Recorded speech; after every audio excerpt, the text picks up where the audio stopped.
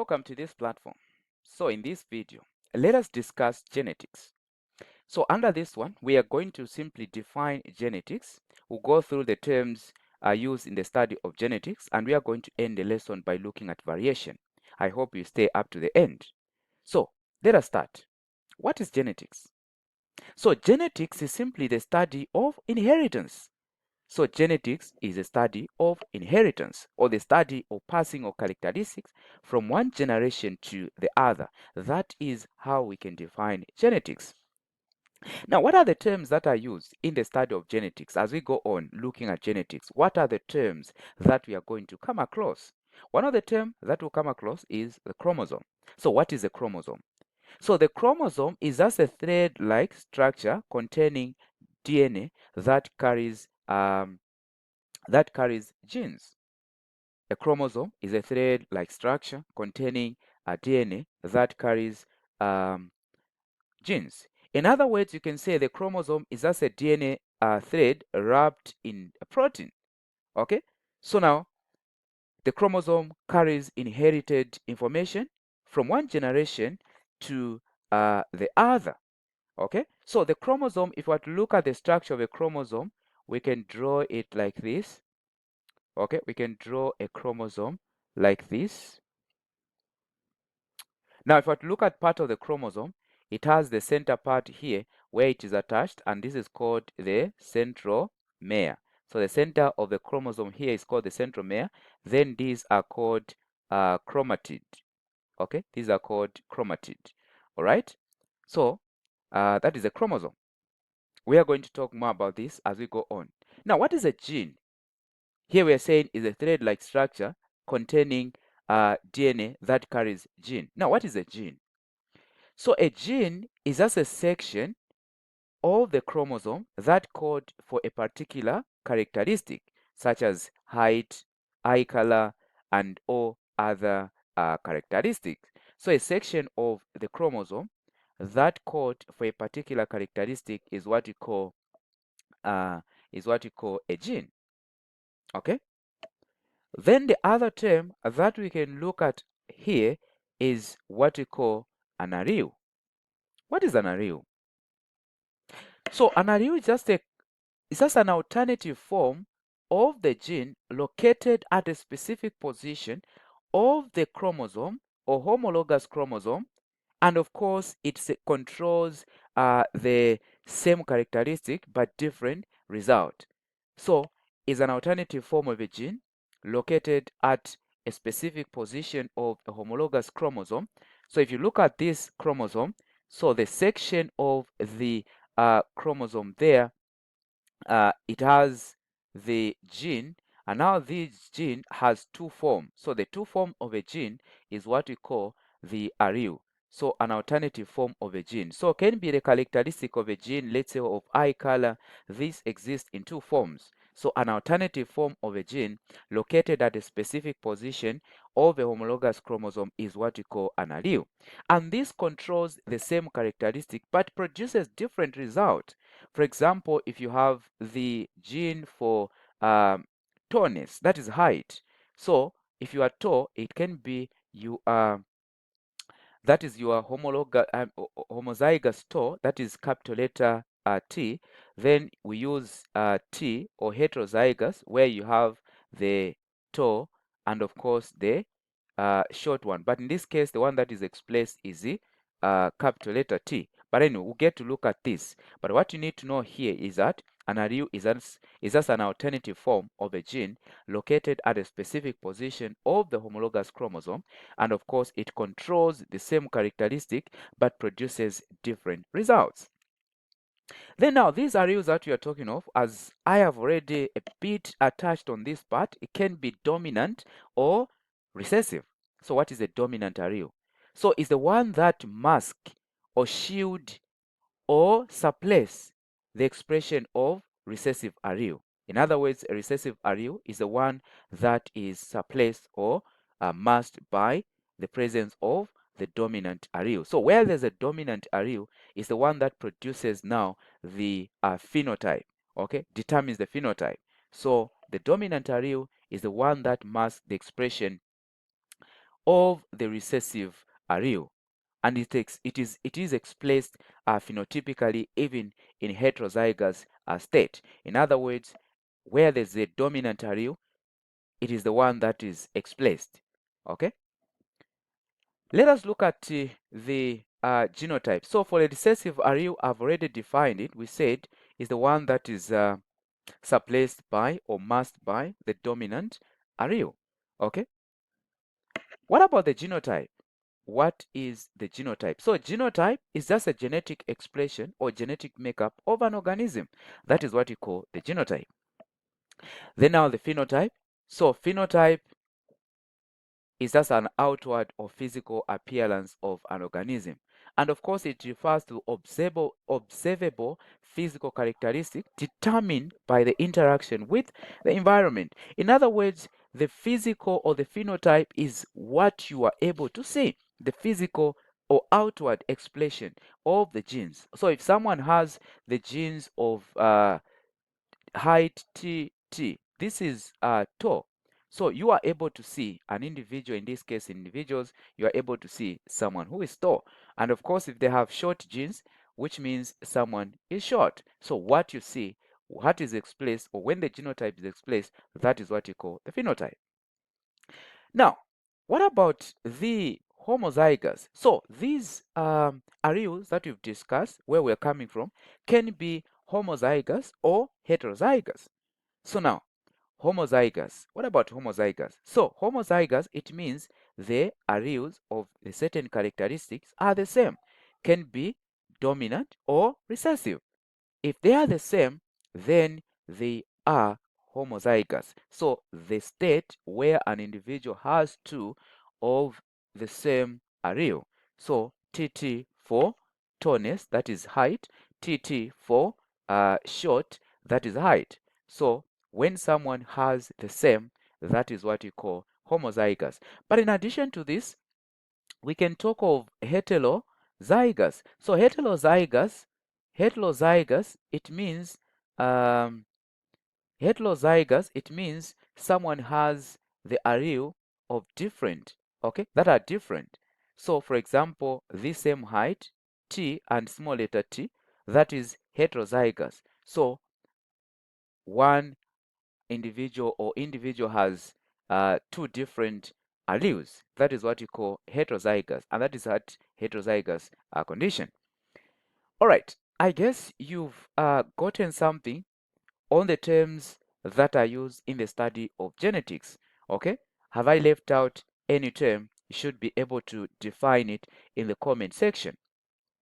Otherwise, we can proceed and look at this other section or this other part of the topic, of which I said this is the part that we are going to uh, look at as we summarize the lesson or as we end the lesson. So, variation. If you look at humans, for example, in terms of color, you have black individuals, you have white, you have brown, you have coffee. They're different in terms of color. Or let's talk of height. Also, height is different. Others are tall, others are short, others are extremely short. That is what we call variation. If we were to look at other characteristics such as eye color and all that, even in plants. So here we look at variation both in animals and also plants. So what is variation? So variation is just a different or the deviation in the observable and non-observable characteristics in a given species of organism. That is what we call variation. So variation is just a differences or deviation in the observable and non-observable characteristics in a given species of organisms. Okay, that is what we call variation. Now, let us look at variation in humans to be specific. So, humans exhibit various observable differences. And what are the differences or where you can see variation in humans? One, eye color. So eye color, others have blue eye color, others have brown eye color, others have the black eye color. And the eye color is determined by the presence of what we call melanin. So people with black eye color, they have a lot of melanin, and of course the ones with brown color have less melanin. The one with a blue color might not have, or they do not have melanin. So these are variations that exist in individuals or in humans in when it comes to eye color. Okay. Then the other one is a fingerprint. You can be of the same family or from the same family, siblings of course, but fingerprint differs. Okay, the fingerprint differs. For example, when you put a fingerprint on your phone, not even your sibling will be able to open it because the fingerprint differs. So this also shows variation. Then, of course, when you talk of the tongue rolling, others are able to roll the tongue, others are unable to roll the tongue. It can be from the same family, but of course, try this one where you look at tongue rolling. Others are just unable to roll the tongue. Others are able to do that effortlessly. So this is also one of the variation that is observed in humans. Then we can talk of height.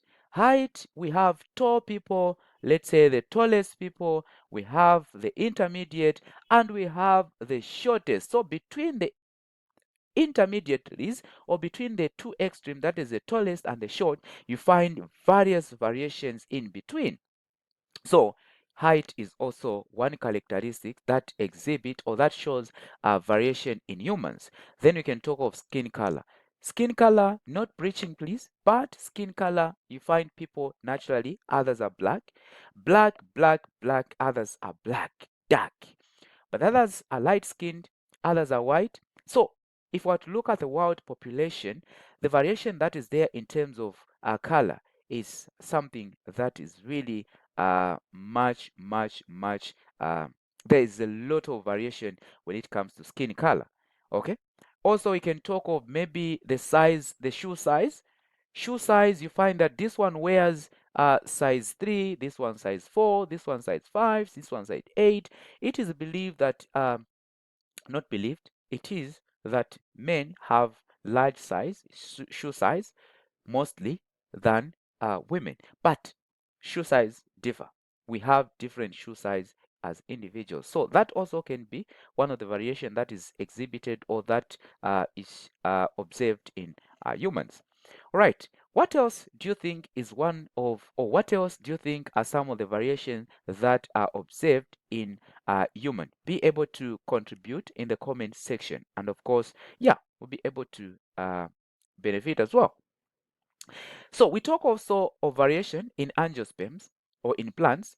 So when you talk of angiosperms, these are just flowering plants, also exhibit observable differences among them within the species. Okay, species, which means plants of the same type. Now, one of the observable characteristics here is the height.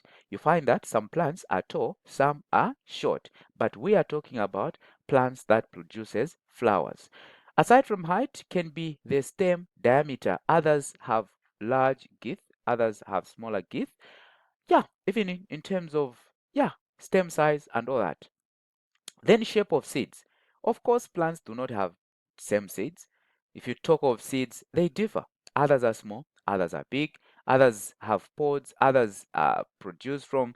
So different seeds type also shows variation in plants. Then the other one that we can talk of are flower color. Flower color ranges from green, white, yellow, blue, uh, violet.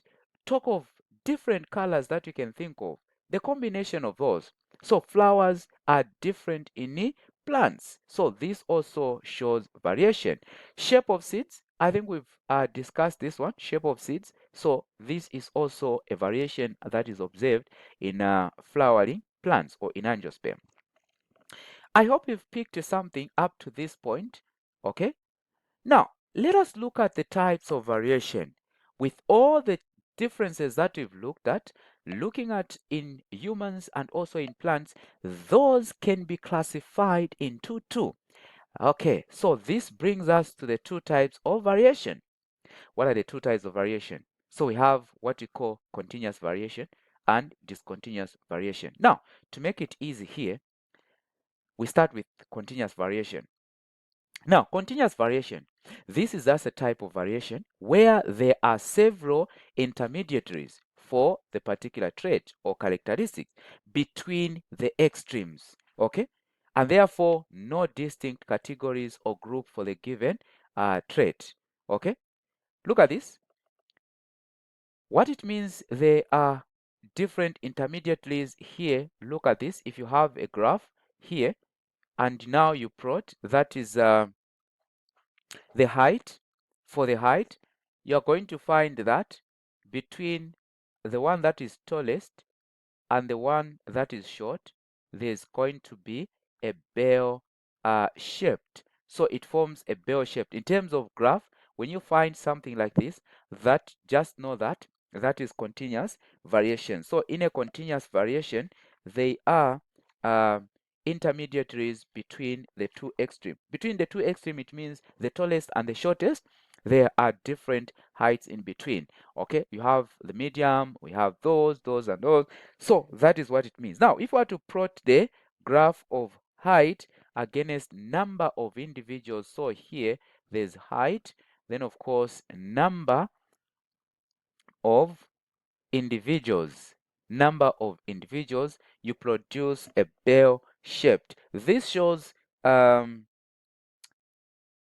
examples in a continuous variation. Now, what are the characteristics that shows or trait that shows continuous variation? Height, skin color, you have the brown, the dark, the color, and all that. Then body weight. Body weight, you have the thin, the thick, all blah blah blah. And so a lot of them, as well as shoe size. In other words, these characteristics, you cannot just exist specifically this skin color. In other words, we not just have, let's say we are all brown. No, we are differences. We are different, I mean. So that is what it means. Okay. Then what about discontinuous variation? What about discontinuous? Oh, before we go to discontinuous variation, we look at continuous. So please, this is supposed to be continuous variation in that is continuous. Since we are looking at plants and animal, that is continuous variation in plants. So in plants, what are the characteristics that show continuous variation? That is stem size. You know that the plants are of different stems in terms of diameter. Okay, then length of the leaves. Also, different plants have different length of the leaves. Others are small, others are big, others. That is what we are talking of. Then internodes, we look at the space between the joints. It differs. Then size of seeds, you have the small seeds, the big seeds, and different types of seeds. So these are some of the characteristics that show continuous variations in plants. All right, what about discontinuous variation? This is just a type of variation where there is no distinct categories or between intermediaries. So in other words, here it is specific. So there are no intermediaries, okay, between extreme. Now, if I were to put the graph of discontinuous variation, still height, plotted individual or number of individuals right here, you are going to find that it is going to come out, let's say, this way. So specifically, just that characteristic. So no intermediaries in between. As you can see the graph, we present it with these bars, okay? So examples of characteristic that shows discontinuous variation, the ability to roll the tongue is either you can roll the tongue or you cannot roll the tongue. No two way about it. Okay. Then blood group. When you talk of blood group, you have blood group A, blood group B, AB, and O. So it's either your blood group A or your blood group B or AB or O. There's nothing like a mean between blood group A and blood group B. Okay. So these are examples, or this is one of the characteristics that shows discontinuous separation. Then rhesus factor is either your rhesus factor positive or negative. Okay. Then fingerprint is either, fingerprint, you have your specific fingerprint. Okay. Then we can talk of aerobe. So these are some of the characteristics that shows discontinuous variation. Okay. All right, so that is what I wanted us to look at in the first part. Going forward, we are going to look at cell division, then we'll look at some other part of the topic. Otherwise, for today, we can end here. And I hope you've enjoyed the lesson. Now, we also conduct online tuitions. Those that are interested, you can get in touch on the number 0976 402563. Okay, so we conduct online lessons. If you're interested to join, you can call the number. Each subject is 100 kwacha per month. The subject offered, we have math, physics, have chemistry and biology. So these are the subjects available. If you want to join for all the subjects, it's just 380 per month. In addition to that, we also have the physical location in the case you want to come and learn with us. It's found in Kabwata, near Kabwata Primary School along 80th Street. So if you are interested, you can still get in touch on the number and we'll be able to communicate. Otherwise, we can end here and see you in the next one.